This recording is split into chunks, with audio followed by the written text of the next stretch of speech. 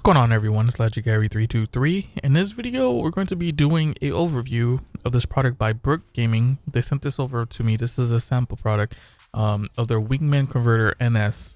Now, what this allows you to do is use a bunch of different controllers from different platforms on your Nintendo Switch, especially if you don't like the Nintendo Switch Joy-Cons or you don't have a Pro controller. This is another substitute.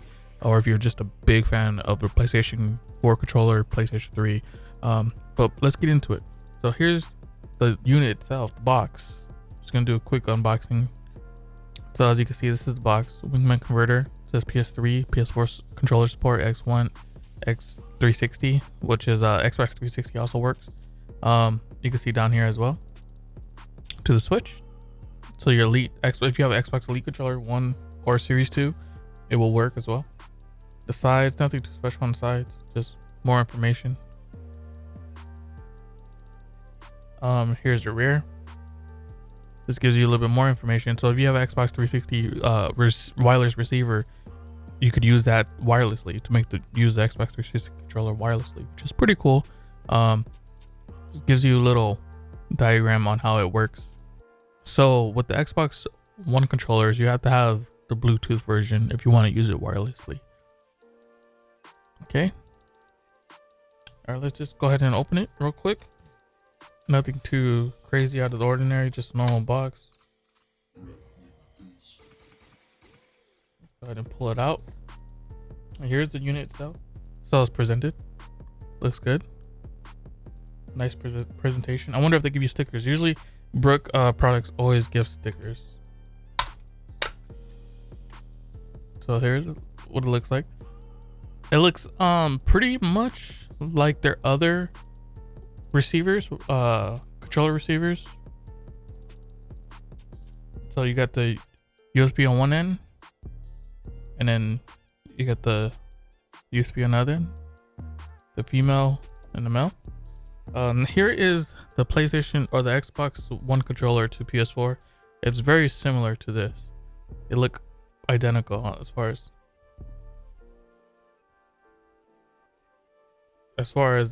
length, size. They're on point. They're same housing, except on this they made the side buttons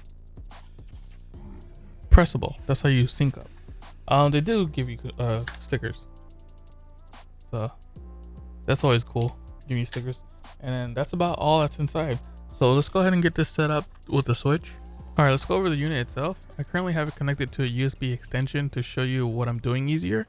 This is about the same size as a USB thumb drive. If you guys have used Brook's previous adapters for other platforms, you guys recognize this housing because it's pretty much the same housing. This is the Switch version, obviously. So the top portion is black, bottom portion is red. You can see that logo on top. It's sparkly gold. So right now the blue LED is blinking. It's because the controller this adapter is currently looking for a controller to connect with. So this is the indication that there's no controller connected. Now if a controller was connected, it would be solid blue, and if a controller was to be pairing, it'll be flashing blue quickly.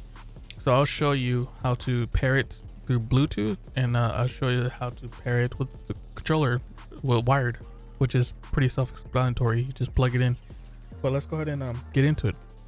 So first off, I want to go ahead and pair it to a wireless remote.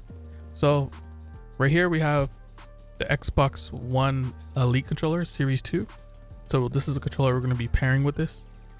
So in order to pair, you just got to hold the side button, and you can see it's blinking rapidly. And now we go to the Elite controller.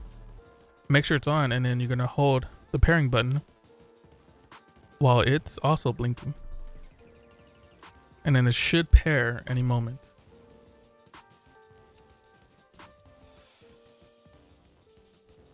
See, now it's paired, and once it pairs, the controller vibrates to give you indication that the controller is paired. So let's go ahead and go to the game. We have Street Rage 4 loaded. This is their test game. So let's go ahead and do some movement. As you can see, back and forth works just fine. Let's do a special. No problem. Forward punch. Now let's jump. Let's do a special move. I believe this button I have mapped to back kick. Yeah. Now since this is an elite controller, this has the paddles on the back. So I currently have it set to the default profile because I haven't changed anything. But so this button is A, and that button's B. So when I press this, it should punch, and it works just fine, no problem. And then this one should jump.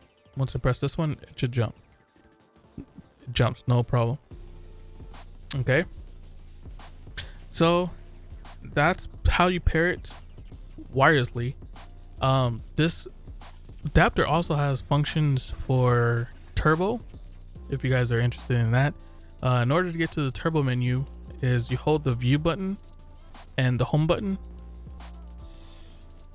Or you press it, you don't hold it, you just press it, and then the controller vibrate once, and then the adapter turns to a red light. That's an indication that it's in turbo setup. So in order to set a button you want to turbo, you hold the view button and whatever button you want to be turbo. So in this case, let's do punches. So I'm gonna hold this and press A. Press A, and now it's set to turbo on A. And then to go back to the main menu, or just to go back to the game, because it's currently still red, it's still in setup mode. Press the view button and the Xbox button at the same time. It vibrates, indication that is back and set up to go. Now if I hold A, he should start punching rapidly. And there you go, that's how you set up turbo. To remove the turbo, you hold the same, you go back to the same configuration. So you hold the view button and press the Xbox button. Now the device is in parent or in turbo mode set up again. It turns red. To remove it, you press the view button and the menu button at the same time. The controller vibrates twice, indication that it clears all the turbos, and then go back to the main menu the same way you got there. So the view button and the Xbox button, press it and it vibrates and it puts the controller back in ready to use state. And when I press and hold A, it should only punch once. And there you go. So that's how you do turbo setup. All right. So the way I paired this controller is the same way you're gonna pair a PS4 controller. You just hold the PlayStation button and the share button, and it should go into a pairing state. Actually, just go ahead and do it. So let's go ahead and put this back in pair mode. So now you see it blinking rapidly, and let's press the PlayStation button and hold the share button. Now it's in pair mode. You can tell by the constant blinking. Then now it should connect to this adapter.